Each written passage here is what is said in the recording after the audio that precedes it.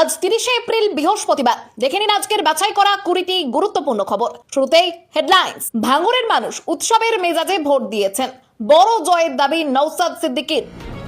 সারা রাত ধরে তাণ্ডব চলেছে, কেউ ঘুমাতে পারেনি বাড়িতে, বিস্ফোরক অভিযোগ শওকত মোল্লা। বুথ ফেরত সমীক্ষার নানা ফল পশ্চিম বাংলায়, অধিকাংশতেই জিতছে বিজেপি, তবে সর্বত্রই হাড্ডাহাড্ডি লড়াইয়ের ইঙ্গিত।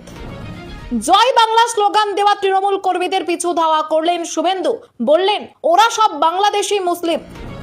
বিজেপির দাবি করা দুটি বুথেই হতে পারে পুনর্নির্বাচন, ইঙ্গিত দিয়ে সিইও মনোজ বললেন পরিস্থিতি দাবি করলে আরও হবে। এছাড়াও রয়েছে আরো বেশ কিছু খবর। বাংলা পলিটিক্সের সমস্ত খবর প্রতিদিন সকালে দেখতে সাবস্ক্রাইব করুন আমাদের বি পলিটিক্স চ্যানেলটি। আর একটা লাইক করার অনুরোধ রইল, আপনার একটা লাইক আমাদের কাজ করার উৎসাহ অনেকটাই বাড়িয়ে দেয়। এবার আসছি বিস্তারিত সংবাদে। ভোটের দিন ভাঙড়ে আইএসএফ এবং তৃণমূলের মধ্যে সংঘর্ষ হতে পারে এমন আশঙ্কা আগে থেকেই ছিল। বিশেষ করে ক্যানিং পূর্বের বিদায়ী বিধায়ক শওকত মোল্লাকে তৃণমূল প্রার্থী হিসেবে ভাঙড়ে আনার পর সেই আশঙ্কা আরো বেড়েছিল। তবে বাস্তবে দেখা গেল সম্পূর্ণ ভিন্ন ছবি। স্পর্শকাতর হিসেবে পরিচিত ভাঙড় বিধানসভা কেন্দ্রে দিনভর কোথাও অশান্তি হয়নি। দীর্ঘদিন পরে এমন শান্তিপূর্ণ ভোট দেখেছে এই এলাকা, এমনটাই মনে করছেন স্থানীয়রা। এই পরিস্থিতিতে স্বস্তিতে নির্বাচন কমিশনও। বুধবার ভোটের দিন গোটা কেন্দ্র ঘুরে পরিস্থিতি পর্যালোচনা করেন নওশাদ সিদ্দিকী।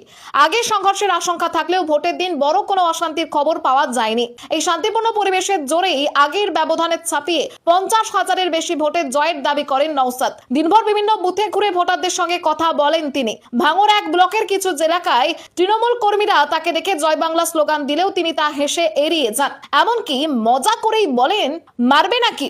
তাহলে মারো দেখি দুঘা।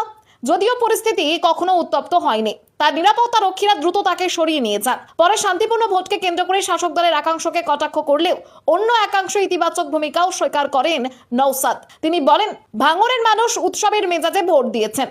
অনেকেই জানিয়েছেন 10 থেকে 15 বছর পর নিজের ভোট নিজেরাই দিতে পেরে তারা খুশি।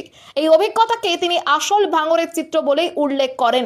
নির্বাচন কমিশন, পুলিশ এবং কেন্দ্রীয় বাহিনীর ভূমিকার প্রশংসা করে নওশাদ বলেন, কড়া নিরাপত্তার কারণেই শান্তিপূর্ণ ভোট সম্ভব হয়েছে। পাশাপাশি তৃণমূলের একাংশের সহযোগিতার কথাও উল্লেখ করেন তিনি। তবে নাম না করে কিছু রাজনৈতিক ব্যক্তিকে আক্রমণ করে বলেন, ভাঙড়ের মানুষ হিংসা চান না, কিন্তু কিছু মানুষ নিজেদের স্বার্থে এলাকায় অশান্তি ছড়ানোর চেষ্টা করেন।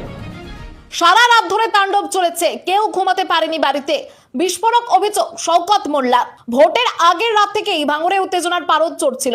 এমনই বিস্ফোরক অভিযোগ তুললেন তৃণমূল কংগ্রেসের প্রার্থী শওকত মোল্লা। তার দাবি, সারা রাত জুড়ে তাণ্ডব চলেছে, কেউ আতঙ্কে ঘুমাতে পারেননি। ভাঙড় বিধানসভা কেন্দ্রের ভোট শেষ পর্যায়ে পৌঁছানোর পর সামগ্রিক পরিস্থিতি নিয়ে প্রশ্ন করা হলে শওকত বলেন, ভোট মোটের ওপর শান্তিপূর্ণ হলেও এর আড়ালে একাধিক উদ্বেগজনক ঘটনা ঘটেছে। তিনি ভাঙড়বাসীকে ধন্যবাদ জানানোর